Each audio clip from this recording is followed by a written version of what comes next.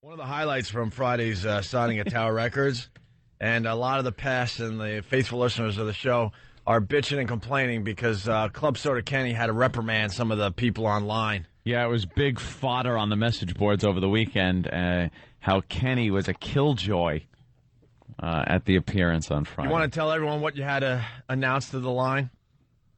On 2 occasions, I had to go out and speak to the nice people that were waiting online for 3 hours to get signatures. And that was only as a result of Tower Records asking me to, because they were getting complaints because of the hoity-toity people on the Upper West Side. Mm-hmm. And what were some of the people online doing that you had to go out and chastise? Yeah, because they're really mad at you now, Kenny. I know. I got smashed on the message boards over the weekend. The first time, they were just doing the whole you drop something thing.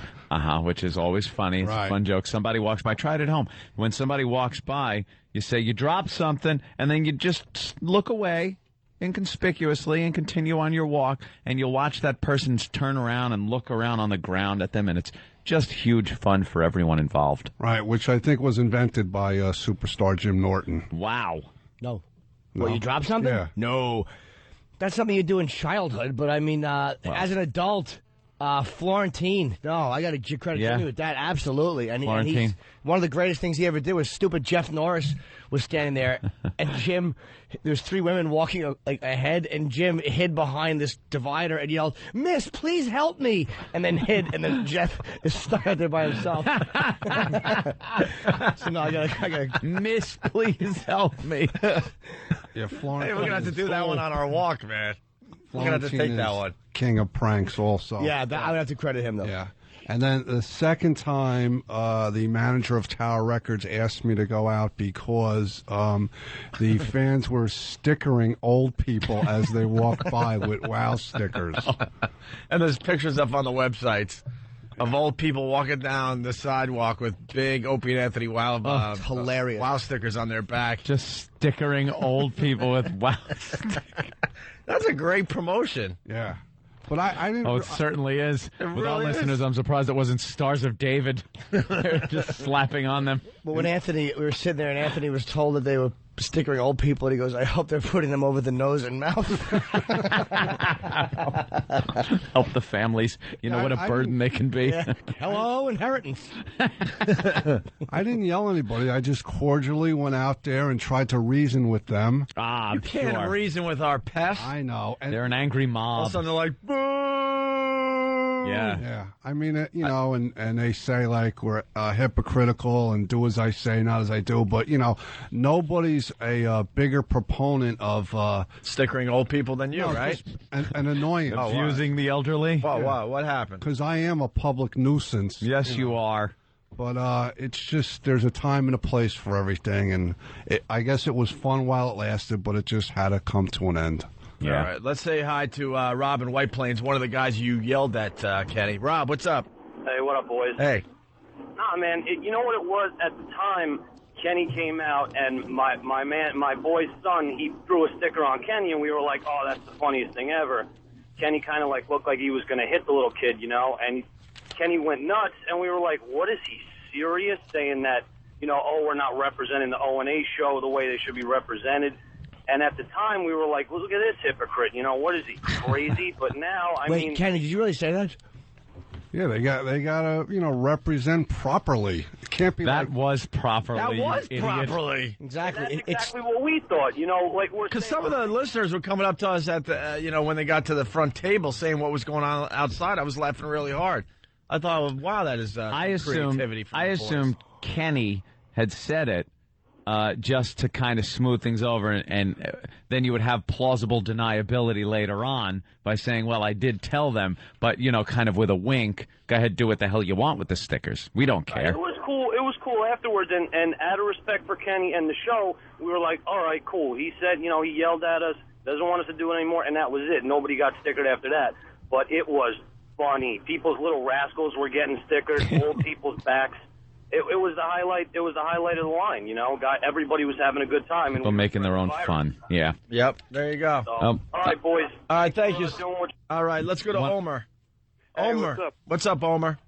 Hi, Kenny, you're lying, man. Oh. He comes out and he's like, "Listen, you guys are showing a bad example of O&A.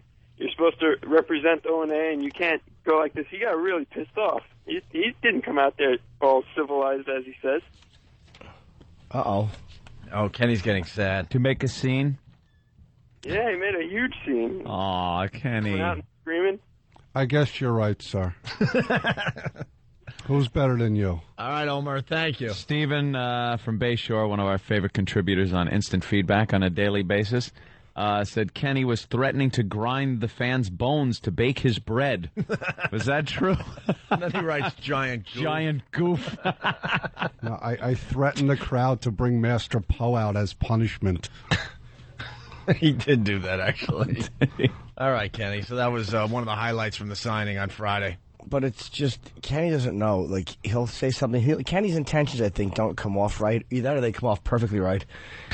Because he'll say things to people like, "You're not representing the Opie and Anthony show." And it's like, people are like, what?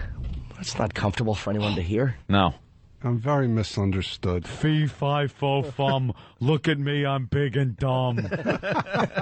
That's right. Giant. All right, let's go to Ariel. We'll move on to other things. In my mustaches. Hey, you shaved, by the way. You promised us at the Friday night dinner that you were going to start a goatee. I tried. I got it crooked. It's all gray. It's gray. It's no good. His chin is so weak, the goatee doesn't know where to go. Exactly. He's all hooking up his cheek. It can't hold it up. It's so weak. Yeah, it's not a right It droops down under the weight of it. You know, if I was as handsome as you, I could pull it off, but it's not going to work. All right, Kenny, thank you. Why don't we take? I remember exactly what he said. Recalled Chambers, who emigrated from blah blah blah. He said, "Your wife will be very happy when you go home." Chambers, a Brooklyn father of 3, whose wife died in 1999, was keen to continue dating, so he agreed. "I had a girlfriend. That's why I asked for the implant," he said. "Now I don't have anybody." Oh, the girl left him? Dumped him. Of course. Now your legs don't even work? Adios. Prior to the operation, the doctor, I guess, the doctor anesthetized Chambers with an injection to the lower back.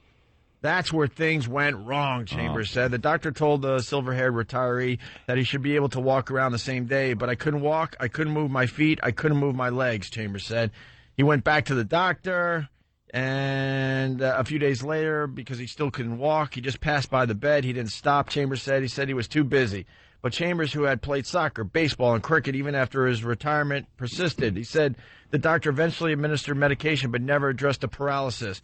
"When I go to his office, he tests my pulse and tells me to come back in 2 weeks," Chambers said.